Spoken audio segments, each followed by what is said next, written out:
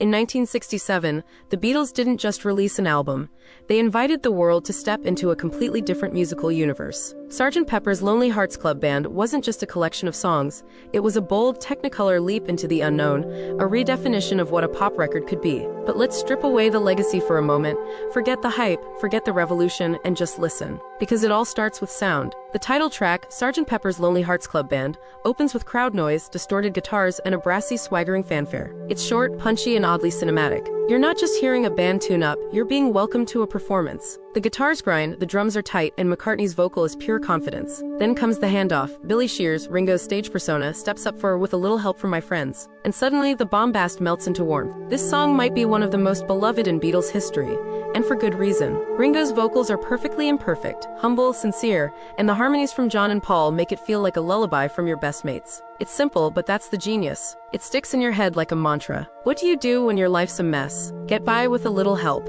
It's the emotional anchor of the album, tucked right into the opening act. Then comes the drop into dreamland. Lucy in the Sky with Diamonds doesn't sound like a pop song, it sounds like a fantasy sequence. The verses float along on eerie organ chords and slow, deliberate vocals, like stepping into a lucid dream. But when that chorus hits, it jolts you awake. Lucy in the Sky. The phrase itself has become myth, and the music behind it only amplifies that mystique. The sudden tempo shifts, the whimsical imagery, the surreal tone.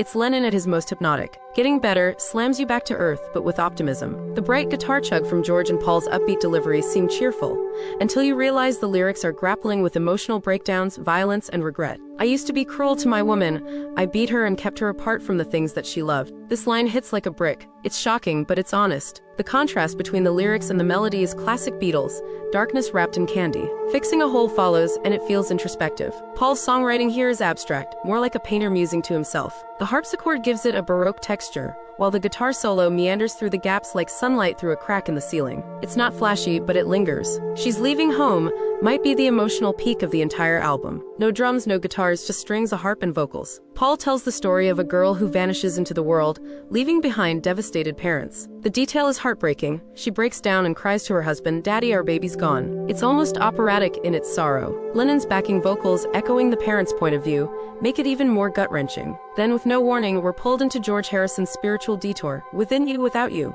This is a full immersion into Indian classical music. Sitar's tablas, a droning tambora. George isn't playing around here. This isn't decoration. It's a philosophical, spiritual meditation on ego and unity. It's not catchy, not conventional, but it adds depth to the album that no other band would even dare to attempt in '67. When I'm 64 provides a whiplash turn back to whimsy. It's McCartney at his most music hall, a bouncy clarinet-filled love song that could have come from a 1940s radio broadcast. It's sweet, maybe even a little silly, but after the heaviness of the last track, it's welcome relief. Plus, it's sneakily clever. Paul was in his 20s when he wrote this, and yet it captures the ache of aging with strange precision. Lovely Rita is pure joy, a tongue-in-cheek ode to a meter maid, with playful harmonies and vocal effects that border on cartoonish. The piano solo is delightfully chaotic, and the harmonized ahs in the middle section feel like the Beach Boys on acid. It's light, it's funny, and it works. Good Morning is Lennon in full sneer mode. It's rockier, louder, more cynical. The brass punches through like traffic horns, and the lyrics capture suburban dread in perfect snapshots. Nothing to do to save his life, call his wife in, and then pure chaos. The song explodes into a kaleidoscope of animal noises and descending madness. But then we circle back.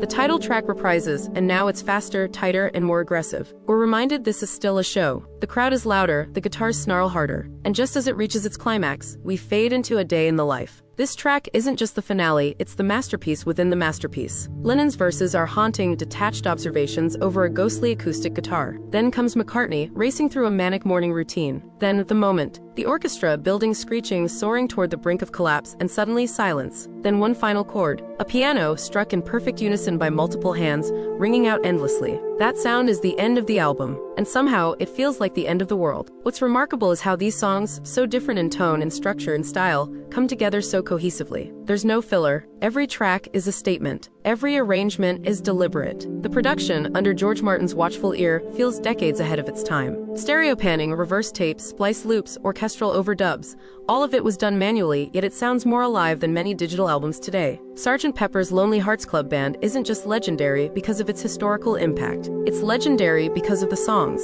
because of the way it still surprises you on every listen, because it contains multitudes, humor, sadness, psychedelia, honesty, chaos, calm. It's a record that pushed pop music into art and proved that you could be both experimental and unforgettable. So if you've never really sat down and listened to Sgt. Pepper from start to finish, without skipping, without shuffling, do it, just once. From the moment the band tunes up to the last echo of that final piano chord, you'll understand why this album changed everything. And the crazy thing is, it still sounds fresh.